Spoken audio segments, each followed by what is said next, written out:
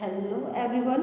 आज मैं आपके सामने लेकर के आई हूँ अगेन एक नया टॉपिक। जैसे कि हमसे पहले मैं बता दूँ आपको कि हम लोग कर रहे थे क्लास 9 का वर्किंग ऑफ इंस्टीट्यूशन से चैप्टर हम कर रहे थे, जिस चैप्टर में मैंने आप लोगों को ऑलरेडी इसके बारे में काफ़ी कुछ बता दिया था। जैसे कि अगर एक छोटा सा रिकॉल करते हैं कि लास्ट जो चैप्टर मैंने डिस्कस किया था इसमें आपके साथ, तो उसमें मैंने आपको क्या बताया था। उसमें मैंने आपको दोनों हाउसेस के बारे में बताया था कि जो पॉलिटिकल जो इंस्टीट्यूशंस होते हैं वो क्या होते हैं, सॉरी एग्जीक्यूटिव्स होते हैं वो क्या होते हैं, क्या वो परमानेंट होते हैं, नॉन परमानेंट होते हैं, इन सब चीज़ों के बारे में बताया मैंने। इसी के साथ साथ जो है आपको मैंने ये भी बताया था कि जो पॉलिटिकल एग्जीक्यूटिव्स क्या होते हैं, परमानेंट एग्जीक्यूटिव्स क्या होते हैं, उनकी पावर्स क्या क्या होती हैं। तो आज जो हम डिस्कस करने जा रहे हैं आप लोगों के साथ वो है हमारा एक नया टॉपिक जिसको हम यहाँ जानते हैं प्राइम मिनिस्टर के नाम से। प्राइम मिनिस्टर, ठीक है। प्राइम मिनिस्टर हमारे किस में आते हैं, पॉलिटिकल इंस्टीट्यूशन के में आते हैं, क्योंकि हम यहाँ पे डिस्कस क्या कर रहे हैं अबाउट द पॉलिटिकल इंस्टीट्यूशन। तो जब हम पॉलिटिकल इंस्टीट्यूशन की बात करते हैं तो हम मोस्टली इसमें उन्हीं विभागों या उन्हीं इंस्टीट्यूशन या संस्था को हम इसमें लेंगे जो पॉलिटिकली एक दूसरे के साथ कनेक्टेड हो या फिर बिलोंग करती हो। तो आज यहाँ पे हम लोग डिस्कस करेंगे हमारे नेक्स्ट जो टॉपिक है प्राइम मिनिस्टर के बारे में। अब प्राइम मिनिस्टर क्या है, प्राइम मिनिस्टर क्या कोई एक अकेला पर्सन है, क्या सिर्फ एक व्यक्ति है जिसका नाम जिसको एक पोजीशन दे दी गई है ये प्राइम मिनिस्टर है, तो क्या यहाँ पे आपका चैप्टर खत्म हो जाएगा? नहीं।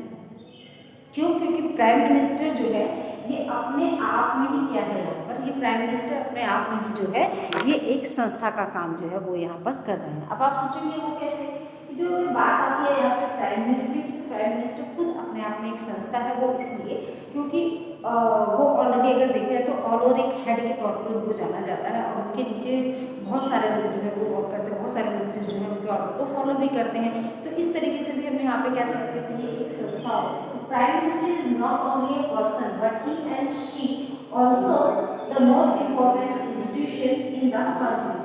कि प्राइम मिनिस्टर क्या पर्सन का नाम नहीं है, ये क्या है, ये एक सबसे ज़्यादा महत्वपूर्ण इंस्टीट्यूशन है हमारी कंट्री के तौर पर, उसको हम जानते हैं। देन अगेन यहाँ पे वर्ड यूज किया गया है ही एंड शी का। ऐसा क्यों है? क्यों? क्योंकि ये जो पोस्ट है प्राइम मिनिस्टर की ये केवल सिर्फ यहाँ पे मेल्स के लिए ही नहीं है कि हाँ चलिए कोई पुरुष ही इसको ऑक्यूपाई कर सकता है, ऐसा नहीं है। इस पोस्ट के लिए जो वुमेन्स होती है वो भी काफ़ी हद तक इसके लिए एलिजिबल होती हैं। तो यहाँ पे हमने जाना कि it is not only a post, not only a person, it is the total institution. कि ये क्या है, ना केवल एक पर्सन है ना ही एक पोजीशन है, बल्कि ये खुद अपने आप ही एक बहुत बड़ा इंस्टीट्यूशन के तौर पर इनको जाना जाता है। ठीक है, तो ये हमने यहाँ पर देखा। देन उसके बाद अब हम यहाँ पे देखेंगे कि प्राइम मिनिस्टर को इलेक्ट कौन करते हैं। क्या ऐसा आपने कभी देखा है कि जो आपकी फैमिली में जितने लोग हैं वो कभी वोट देने जाते हैं? अभी तो आप लोग एलिजिबल नहीं होंगे, मे भी कुछ होगी, बट फिर भी जो आप अपने पेरेंट्स से पूछिएगा कि अगर कभी आपने वोट दिया तो क्या आपने डायरेक्ट प्राइम मिनिस्टर को वोट दिया है? ऐसा तो कभी नहीं हो सकता है। हाँ, हम ये जरूर कह सकते हैं कि हमने जो रिप्रेजेंटेटिव्स को जिनको चुना रहता है वो मे भी इनके जो है इलेक्शन में पार्ट लेते हैं, बट खुद हम लोग डायरेक्ट जाकर के प्राइम मिनिस्टर को कभी भी कोई भी वोट नहीं देते हैं। कहाँ पे बताएंगे आप लोग, याद रखिए। जैसे कि लास्ट आपको मैंने बताया था कि मान लीजिए कि हमारा पूरा देश है। अब इसको हमने यहाँ पे क्या किया है, डिवाइड किया है about the several constituency. How many constituency?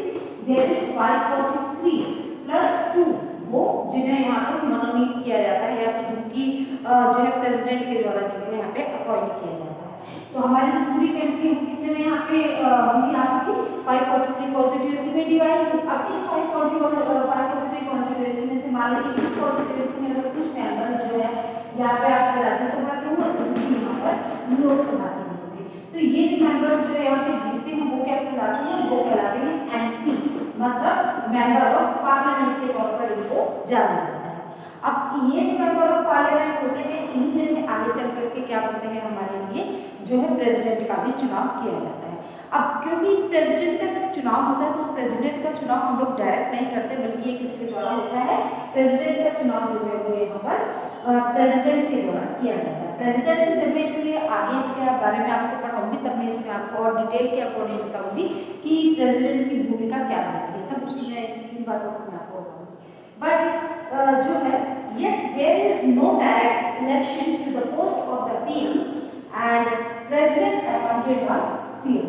अब क्या है, हालांकि कोई डायरेक्ट इलेक्शन नहीं होता है प्रेसिडेंट की पोस्ट के लिए, लेकिन फिर भी जो इलेक्शंस होते हैं वो इलेक्शन कैसे होते हैं, तो उन इलेक्शन को करने के लिए यहाँ पर क्या किया जाता है, प्रेसिडेंट जो होते हैं वो पीएम को अपॉइंट करते हैं। अब वो कैसे अपॉइंट करते हैं, अब आप लोग सोचेंगे, तो इसमें मैं आपको एक बात बता देती हूँ। जैसे मैंने यहाँ पे एक एग्जांपल दिया कि हमारी टोटल कॉन्स्टिट्यूएंसी होती है, जितने लोग यहाँ से जीते हैं, मान लीजिए कि मैं आपको बताती हूँ कि यहाँ पर नियर अबाउट हमारे यहाँ पे 6 पार्टीज हैं, ठीक है, 6 पार्टीज हैं, और जिसमें से 5 ने में से प्रत्येक ने यहाँ पे क्या किया है, 100 पर पार्टी, ये 100 वोट जो है वो पर पार्टी को मिले हैं, और जिसमें से हमारा जो है एक पार्टी को 43 वोट्स मिले हैं, ठीक है, एक पार्टी को ओनली 43 वोट्स मिले। अब यहाँ पे हमने देखा कि 5 पार्टी जिनके पास 100 वोट है और एक पार्टी जिसके पास खाली 43 वोट्स है, तो क्या वो वहाँ पे सरकार बनाने के लिए एलिजिबल मानी जाएगी, क्वालिफाइड मानी जाएगी? तो बिल्कुल भी नहीं। क्यों? क्योंकि हमने यहाँ पे बात बोली है कि अगर हमारी टोटल कॉन्स्टिट्यूएंसी कितनी है, 543 है, जब तक इन 543 कॉन्स्टिट्यूएंसी में से किसी को भी बहुमत नहीं मिलता है, बहुमत ना मिले, जिसने मतलब कि नियर अबाउट 272 या 73 जो है पोजीशन को जिन्होंने विन नहीं किया रहता है, तो वो वहाँ पे सरकार नहीं बना सकते हैं। तो यहाँ पर क्या होगा, या तो एक या एक से ज़्यादा दो या तीन पार्टीज मिल करके आपस में कोलेस्ट्रियल गवर्नमेंट को बनाएंगी, जो है गठबंधन की सरकार को बनाएंगी, या फिर अगर किसी एक को अकेले ही जितना हमें क्वालिफाइड है वोट के लिए तो उतना वो उनको अगर मिल जाता है, तो वो पार्टी यहाँ पर क्या करती है, सरकार बनाने का काम करती है। अब क्योंकि उस पार्टी ने यहाँ पर सरकार बनाने का काम किया है, तो वो उनमें से क्या करेंगे, जो भी उनका लीडर होगा उसी को ही यहाँ पर एज ए प्राइम मिनिस्टर के तौर पर चुना जाएगा। तो ये जो प्राइम मिनिस्टर का चुनाव है, ये केवल इसलिए नहीं होता कि किसी जो एक पार्टी है जिसने जीता है वो तो चलिए ठीक है, लेकिन जो कोलेस्ट्रियल जो पार्टी होती है, जो गठबंधन की जो सरकार होती है, तो उस गठबंधन की सरकार में भी हम क्या करते हैं, या तो गठबंधन की सरकार के लीडर को यहाँ पर चुना जाता है एज ए प्राइम मिनिस्टर के तौर पर, या फिर जो इंडिविजुअल पार्टी के लीडर को यहाँ पर प्राइम मिनिस्टर के तौर पर चुना जाता है। तो ये कुछ इस तरीके से बात होगी। देन इसके अंतर्गत हम ये भी कह सकते हैं कि leader of the majority party contains leader of the majority party and the coalition party is appointed as the PM. तो ये बात मैंने अभी आपको बताई कि जो लीडर्स होते हैं, चाहे वो किसी एक मेजोरिटी पार्टी के हो, या फिर जिनको बहुमत मिला हो, या तो उस पार्टी के हो, या फिर जो है कोलेस्ट्रियल पार्टी के जो लीडर्स होते हैं, उन्हीं को हम यहाँ पर एज ए लीडर के प्राइम मिनिस्टर के तौर पर चुनते हैं। He and she continue to be in a place as long as the remains the leaders of the majority party as coalition।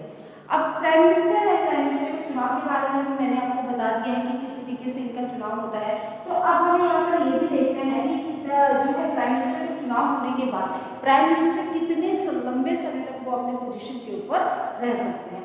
तो यहाँ पे मैंने ये नहीं कहा है कि उनको क्या है सिर्फ 5 साल के लिए चुना जाता है, वो 5 साल के लिए ही अपनी पोजीशन पर रह सकते हैं, ऐसा बिल्कुल नहीं हो सकता। अगर मान लीजिए कि जो कोलेस्ट्रियल की गवर्नमेंट में से किसी एक को प्रेसिडेंट के प्राइम मिनिस्टर के तौर पर बनाया गया है प्रेसिडेंट के द्वारा, तो बीच में अगर उनकी पार्टी को ये लगता है कि नहीं, ये तो जो वर्क कर रहे हैं वो बिल्कुल भी मतलब उनके हिसाब से नहीं है, या अच्छे नहीं है, या तो ये जो प्राइम मिनिस्टर चुने गए हैं ये उतने अच्छे नहीं हैं, तो ऐसे कंडीशन में क्या होता है, तब ऐसे कंडीशन में जा करके जो कोलेस्ट्रियल जो गवर्नमेंट होती है वो क्या करती है, वो अपने उसको वापस ले लेती है, जो समर्थन दिया जाता है उस समर्थन को वो वापस ले लेती है। और समर्थन लिए जाने की स्थिति में क्या होती है कि उनके पास जो मेजोरिटी कम हो जाती है, और ऐसी कंडीशन में इन्हें उनके पद से हटा दिया जाता है, ठीक है। लेकिन हर बार ऐसा नहीं होता है, ये कभी कभार ही इस तरीके से होता है, पर मोस्टली अगर उनकी पोजीशन की बात की जाए तो ये तब तक अपने पद के ऊपर बने रह सकते हैं जब तक कि उनके पास क्या है, मेजोरिटी है, फिर चाहे वो उनके अपनी खुद की पार्टी की हो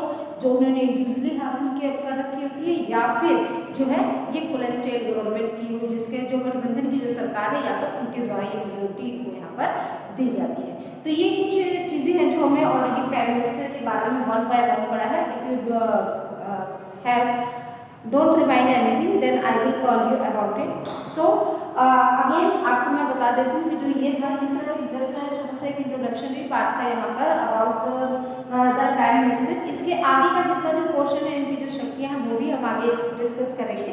बट फिर भी आप लोगों को एक बार मैं बता देती हूँ, अगले की जो प्राइम मिनिस्टर है उनके लिए हमें यहाँ पे क्या करना है,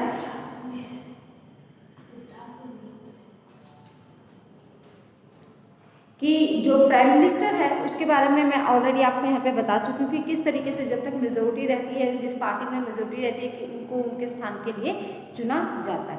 तो आज का वीडियो जो है वो इतना ही है, इसके आगे का मैं जो है वो आपको कल करवाऊंगी। Have a nice day to all.